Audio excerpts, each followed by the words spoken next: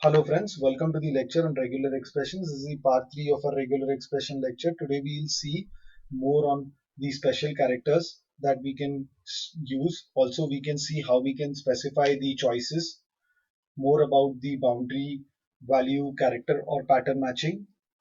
Apart from this, we'll see how we can capture patterns or how we can get the saved patterns from our regular expressions. So we'll start through our live code and we'll see initially how we can use the slash b or the matching word boundaries. So let us get started with few examples here. So let's say my string, as we discussed in our previous chapters, is D E F G H I A B C. Now in this particular string, what we need to do is we need to match DEF right at the boundary. So in our previous chapter, we discussed, or in our previous lecture, we discussed how we used the caret and the dollar sign. In this particular case, we will see how well we can use the slash b operator. So let us see what exactly we mean by this and how we can actually get the desired result using the slash b or matching words at the boundary. So for example, the word that we need to match here is DEF. So initially what we need to do is we'll use our match operator, that is equal to tilde. Inside this we'll specify our pattern. Now we need to match this pattern right at the start of our word boundary. So that would be slash b. Now we'll quickly go ahead and say print slash b result.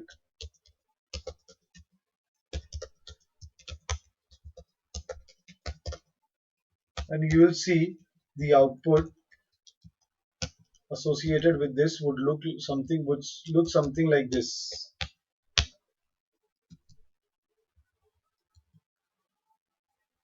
Okay, I missed my variable name.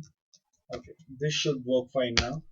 So you can see the output is 1. So it was successfully able to match this particular pattern, that is DEF, right at the start of the word boundary.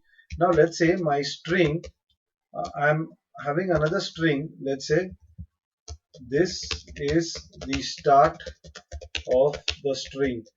Okay, now what we'll do is we'll go ahead and instead of def, I would say I should have this right at the start of the string.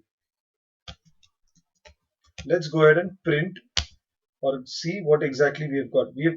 We were able to match this particular pattern right at the start of the string. Now instead of the capital T, I'm saying small t. Now you can see it was not able to match this particular pattern, because in this particular case, though this is present, but this is not the exact pattern that we would have wanted right at the start of the string.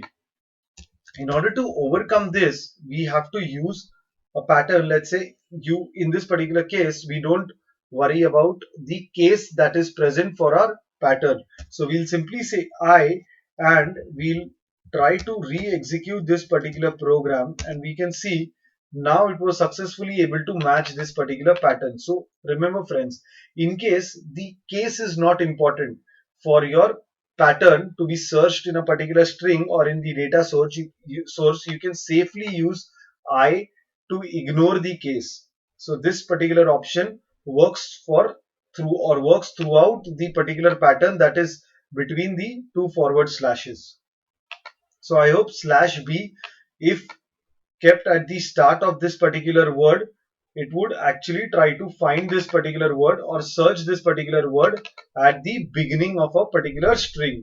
Similarly, in the case where you need to search the particular pattern right at the end of the string, so simply remove this slash b from the start and put it right at the end. And let's say I'm ending the string, or I'm ending this particular string using the word string. So I'm trying to find this string word right at the end of this particular string. So let's go ahead and execute this particular program here, and you could see I'm checking this slash b and I'm getting the result as 1 when I'm trying to find or search this particular word, that is string, right at the end of my string, that is this is the start of the string. So this works pretty much similar to the dollar sign, that is search the pattern right at the end of our data source. Now what if I need to search a particular pattern only in between the string? So in this case, I need to use slash b at both ends. So now it gives me the word boundary in between the first, or in between the start and the end of the string. So let's say I am trying to search a string or search a word that is start, which should be only in between the string. So if I go ahead and try to execute this particular program, you could see the match is a success here as I'm getting a result of 1. So this is how slash b works. Now what if I ask you to actually get the matched pattern? So in this particular case, let's say I'm trying to match something, uh, I'm trying to match a particular pattern, and now the moment that particular pattern is being matched, I want that pattern to be there in my program, or I want to capture that particular pattern. So in our previous example, we had written a particular sentence here. So let's just take this particular string and copy it here. Now what we'll do is we'll write a regular expression to capture the value 45. So how would we do that? So let's say in order to capture this particular value, my regular expression would be $str of 2, that is matching anything that is slash d plus. And to match a particular pattern, I'll simply use braces around this, or my round brackets around this. Now let us see what we actually get here in this particular case. To get the matched pattern, or to get the entire matched pattern, I would simply say print, okay, and I would say matched pattern is equal to dollar ampersand. You'll have the entire matched pattern inside dollar ampersand. Now let us execute this particular program, and you can see as we tried to get the digits, we were successfully able to get this particular digits, and that is 45. Now instead of D, let's say I'm writing W. Now let us see what we actually get here. So what it has done is it has matched the first pattern, that is high, because W matches anything that is 0 to 9 underscore or A to Z. So it was successfully able to match this particular pattern, and we could get this in our dollar ampersand. But now let's say I want to match underscore only. So I'll simply suggest here that match underscore. So if I execute this, you could simply get this particular underscore here, because we had covered this inside our round brackets. So you want to capture anything that is matched, you have to use round braces. Let's say I want to match multiple patterns, but I don't want to use dollar ampersand, because I don't need to get the entire match string. I need to get it part by part. So how do we do that? So let's say my first pattern was slash d plus. Now after this, I need to have a space. Okay. Let's say I have a space that is slash s plus. And after that, I just simply need to match anything that comes after the space. So let's say slash w plus. Now what I'll do is I'll go ahead, and because there are two times that I've used matching or I've used parenthesis, I'll capture these patterns, or these captured patterns are in variables $1, so on and so forth. So we have used multiple times, so it is in $1 and $2. So I'm getting my matched pattern as dollar pat1 is equal to $1, and similarly my dollar pat2 is equal to $2. Now we'll go ahead and print match pattern, that is $1 or $pat1. Okay. and similarly we'll print it for $pat2. So let's go ahead and execute our piece of code. I think we have missed a semicolon here and hence the issue.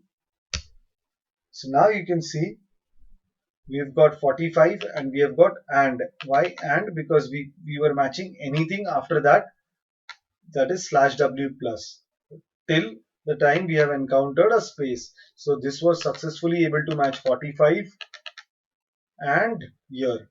So that's how you can extract pattern or extract the matched pattern from your string.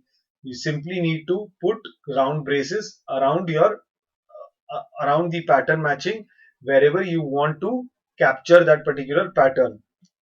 Now instead of capture or instead of or we'll see one more way.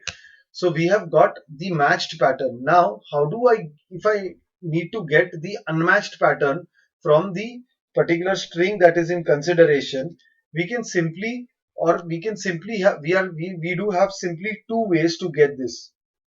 One is to get the text that is previous to the matched pattern and to get the test that is post the matched pattern. So let's say I want the test that is, or I want the text, or I want the string that is previous to our matched pattern. So in this case I would say pre-matched text. Okay, and that we have in dollar, and that is this particular sign, and the post match text. So that is, you can clearly see I have also mentioned here in our PPT. So I'll simply go ahead and use that particular slide here. So this is our unmatched text preceding the matched pattern. This is the unmatched text following the matched pattern. Okay, so this is nothing but post match text. Okay, and this is dollar and an apostrophe. So let's see what the output would look like if I go ahead and print it. So pre-match text is nothing but hi, this is an integer string having value. Okay, I think we should have a slash in here. This would help us in getting the readability much better. So in this particular case, you can see value equal to. After this, we had a successful match, and hence the this particular pre-match text got terminated here. After the equal to sign, we had 45 that was matched. Then there was and that was matched. So after that, this is the unmatched text. That is and underscore sign. So this is how you can get the unmatched text from a string. So in case you want to get a particular match pattern, you can use parenthesis. If you want to play around with data that is not matched after a particular pattern was being recognized, so you can use these particular sign, dollar apostrophe and a dollar with a slash sign. Now apart from this, there is another variable that goes along, that is the dollar plus variable. It has the last part of the saved pattern that is to be matched. So now let us see, as we have multiple patterns that we have captured here. Now what if we use the dollar plus sign? So I will say matched pattern, okay, and I would say equal to dollar plus.